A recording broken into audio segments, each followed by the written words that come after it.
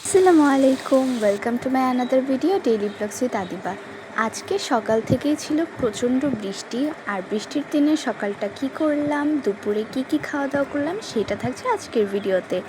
তো এদিকে আমার বাবা সকালবেলা আমার নানুদের কাছে নারকেল নিয়ে বসেছে, নারকেল ছিলতে।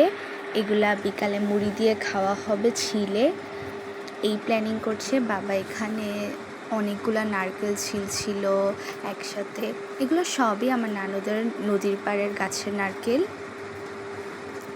এই যে আমার বাবা এদিকে নারকেলে চেক করছিল, নারকেলে পানি আছে নাকি, নারকেল কেমন হবে, এগুলো আম্মুকে জিজ্ঞেস করছিল। আর অনেকগুলো নারকেল একসাথে ছিল।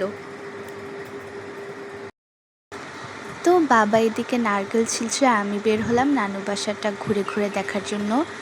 তো এটা হচ্ছে যে আমার আরেকটা নানুদের ঘর, তারা এখানে থাকে। আর এই বড় ঘরটা হচ্ছে যে আমার নানুর, এখানে আমার নানু ঘুমায়, রাতটা এখানেই থাকে। আর দিনের বেলা আমার নানু ছোট ঘরে, যেখানে তারা রান্না করে, ওই ঘরে থাকে। তো বৃষ্টিতে পুরাটা মাটির রাস্তা তো কাদায় ভরে গিয়েছে। গ্রামেই একটাই সমস্যা, একটু বৃষ্টি হলে চারদিকে প্রচুর কাদামাটি হয়ে যায়। এই যে এটা হচ্ছে যে আমার নানুদের বড় ঘরটা, আর এটা হচ্ছে যে একটা বড় পুরাতন আমড়া গাছ, আর এখানে অনেকগুলা কাঁঠাল গাছও রয়েছে আমার নানুদের। আর এটা হচ্ছে যে আমার আরেকটা নানুর ঘর, মানে আমার নানা ভাইয়ের ঘর, ওরা এখানে থাকে। ওদের পরিবেশটা অনেক সুন্দর, গাছপালা ভরা। আমার নানুরা অনেক গাছ লাগায়। আর এটা হচ্ছে যে আমার নানুদের ছোট ঘর, মানে যেখানে রান্না বান্না করে নানুরা। বৃষ্টিতে এত শ্যাওলা পড়ে গিয়েছে বাড়ি ঘরে, এক তো যত্ন নেওয়ার মানুষ নেই, দ্বিতীয়ত বৃষ্টিতে এই অবস্থা। আর দেখেন টগর গাছের ফুলগুলো সব মাটিতে পড়েছিল। নানুর বাসার পরিবেশটা আমার কাছে সবচেয়ে বেশি ভালো লাগে, নদী, এতগুলা গাছপালা। আর আমার বাবা এদিকে বসে বসে আমার নানা ভাইয়ের সাথে কথা বলছিল। মাশাল্লাহ, গাছে কত কাঁঠাল ধরেছে।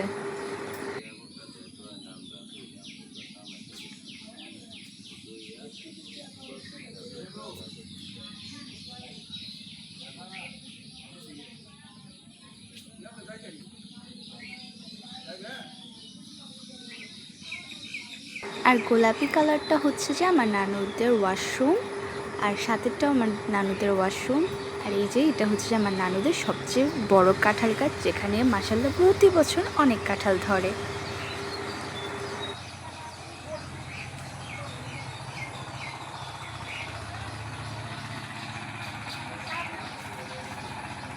বৃষ্টিটা প্রায় শেষ, আর আমরা প্ল্যান করেছি আমরা আবার নদীতে গোসল করব।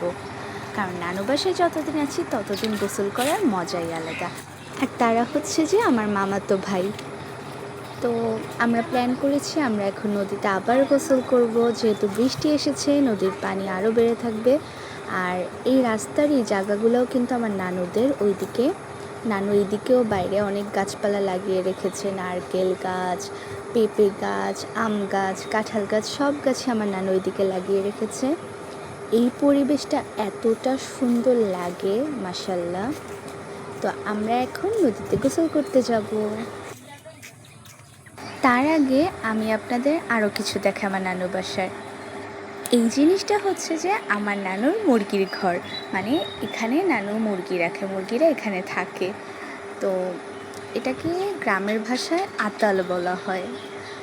আর ওইটা হচ্ছে যে আমার ওই নানুদের রান্নাঘর, যেখানে ওরা বাইরে রান্না করে খায়। চারদিকে গাছপালা ভরা এইদিকে।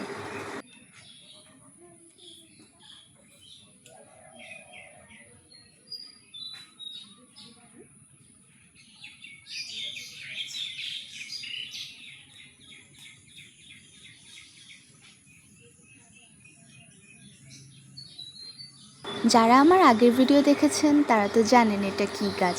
এটা হচ্ছে যে বিলম্ব গাছ, বা এটাকে বিলিম্বিও বলা হয়, বা অনেকে এটাকে টক ফলও বলে। তো এই ফলটা এতটা টক আর এতটা মজা। আমার নানু বাসায় এই গাছটা অনেক পুরাতন, আর উপর থেকে নিচ পর্যন্ত অনেক বিলম্ব ধরে থাকে গাছে। তো বৃষ্টির পানিতে না গাছের পাতাগুলার রংটাই চেঞ্জ হয়ে যায়, এত সুন্দর লাগে।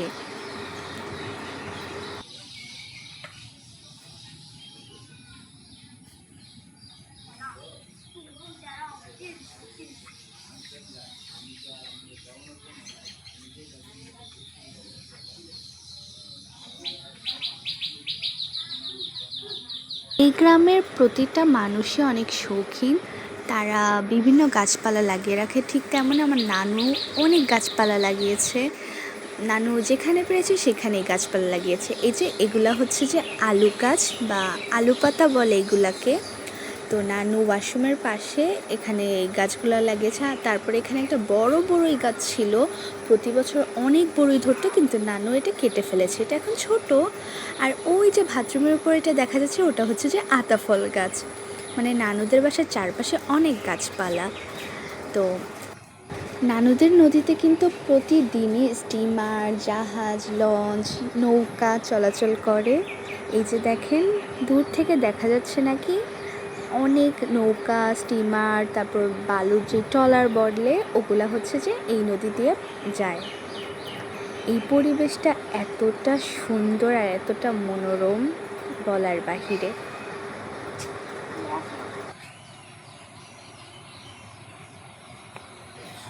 এদিকে তো আমি কানে ফুল দিয়ে অপেক্ষা করছি কখন পাপা আসবে। বলতে বলতে আমার পাপা চলে এসেছে গোসলের প্রস্তুতি নিয়ে।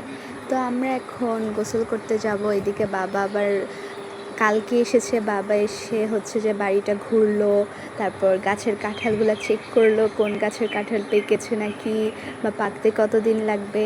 তারপর আমরা নদীর পার মানে ঘাটে, পাকা ঘাটে যাওয়ার উদ্দেশ্যে রওনা দিলাম।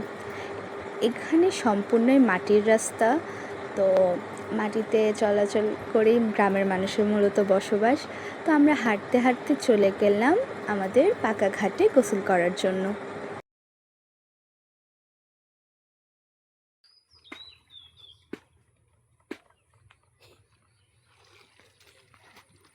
এই ঘাটে আগের থেকে অনেক মানুষ গোসল করছিল, আর আমি যেহেতু সাঁতার পারি না, আমি ঘাটে বসে বসে গোসল করি।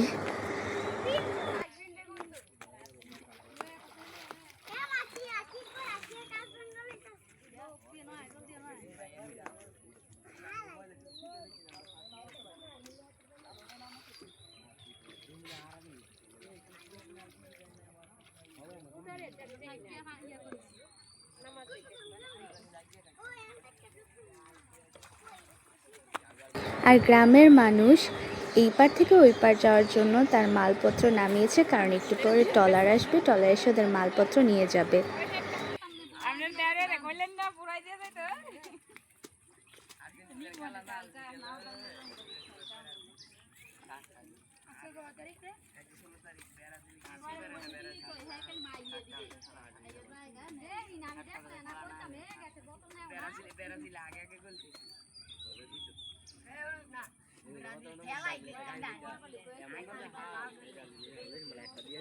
তো এদিকে হাঁটতে হাঁটতে পাপাও চলে আসলো, আমরা এখন গোসল করব। আর আমি অলরেডি ঘাটে নেমে গিয়েছি গোসল করার জন্য। আমি যেহেতু সাঁতার পারি না, বাবা বারবার বলছিল যে আসো তোমাকে সাঁতার দেওয়াই, আসলে তোমাকে সাঁতার দেওয়া, কিন্তু আমি বলি না, আমি যাব না, আমার ভয় লাগে। তো আমি কখনোই সাঁতারটা পারি না, তাই আমার বাবা একাই গেল, সে কয়েকটা ডুব দিল, সাঁতার কাটলো, আমাকে বলছিল আসো বোকামে, ভয় পায় না। বাট তাও আমি এই পর্যন্ত নদীতে নামিনি কখনো। টু বি অনেস্ট, আমি সাঁতার পারি না। তারপর কি আর করার, বাবাই সাঁতার দিতে চলে গেল।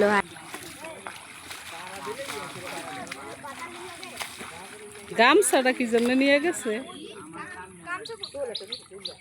ভিজাইলো।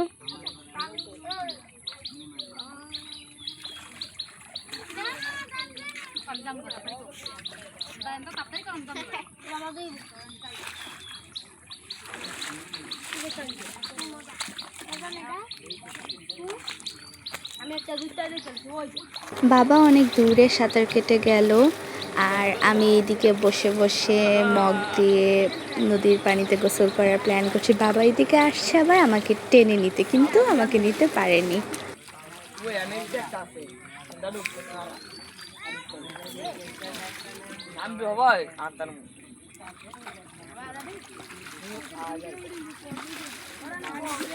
আর আমি তাড়াতাড়ি মগ দিয়ে পানি দিয়ে গোসল করছি আর উঠছি উপরে, কারণ আমার বাবা আমাকে টেনে নিয়ে যেতে এসেছে যে আমাকে সাঁতার শিখিয়েই ছাড়বে।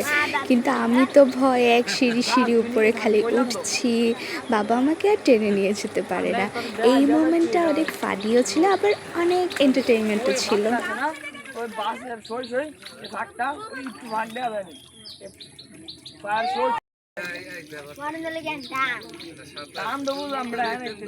পরে বাবা আমাকে এইদিকে অ্যাডভাইস দিচ্ছিল, বোকা মেয়ে, সাঁতার না শিখলে কি চলবে, সাঁতার শিখতে হবে, সাঁতার কাটতে হবে, নয় অনেক সমস্যার সৃষ্টি হয়, এগুলো আমাকে অ্যাডভাইস দিচ্ছিল, কিন্তু তাও আমি নামিনি।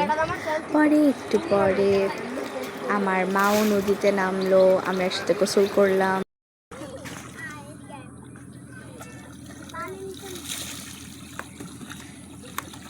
তারপর গোসল করে আমরা ফ্রেশ হয়ে চলে আসলাম খাওয়া দাওয়ার পর্বে। এখানে নানু আমাদের জন্য বেগুন ভাজি, বিভিন্ন সবজি তরকারি, মাংস, ভাজি, ঢেঁড়স ভাজি এগুলো করেছে। তো আমরা খেতে বসে গেলাম, আমি আর পাপা। আম্মু আমাদের পরে খাবে। এদিকে তো পাপা আমাকে সব সময় নিজের হাতে খাইয়ে দেয়। আমার বাবা না আমাকে ছোটোবেলা থেকে আমার নিজের হাতে খাইয়ে দেয়, সো আমার এই জিনিসটা অনেক ভালো লাগে। পাপা আমাকে খাইয়ে দিল, তারপর আমরা খেতে থাকলাম। আমার নানুর হাতের রান্না এতটা মজা, আমি আমার নানুর হাতের রান্নার টোটালি ফ্যান। তো খাওয়া দাওয়া করতে করতে আমার ভিডিওটা এখানেই শেষ করছি। ভিডিওটা ভালো লাগলে অবশ্যই সাবস্ক্রাইব করবেন চ্যানেলটাকে এবং লাইক দিবেন। আল্লাহ হাফেজ।